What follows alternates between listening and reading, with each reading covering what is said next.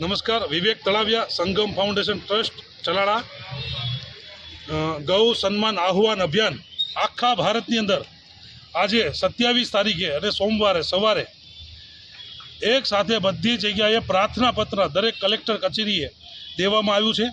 આમની પહેલાં પ્રાંત કચેરીમાં દેવામાં આવ્યા હતા. દરેક તાલુકા મથકે ભારતમાં આ ગાય માતા છે એ રાષ્ટ્રમાતા બને એટલા માટે બધા સંતો દ્વારા આ અભિયાન ચાલ્યું છે.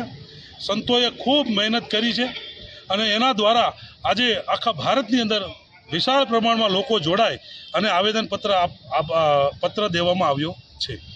હા, શેની માટે છે અને આવેદન પ્રાર્થના પત્ર છે શેની માટે દેવામાં આવ્યું? પ્રાર્થના પત્ર છે એ ભારતમાં જે ગૌ માતા વાસ્તવમાં રાષ્ટ્રમાતા જ છે, પણ એને સૈદ્ધાંતિક રીતે એની મંજૂરી મળે, સરકાર દ્વારા એને ખરડો પ્રચાર કરવામાં આવે અને આ ગાય માતાને રાષ્ટ્રમાતા બને એ માટે બધા સંતોએ આજે પ્રાર્થના પત્ર બધા કલેક્ટર કચેરીમાં આખા ભારતમાં એક સાથે આપવામાં આવ્યું છે.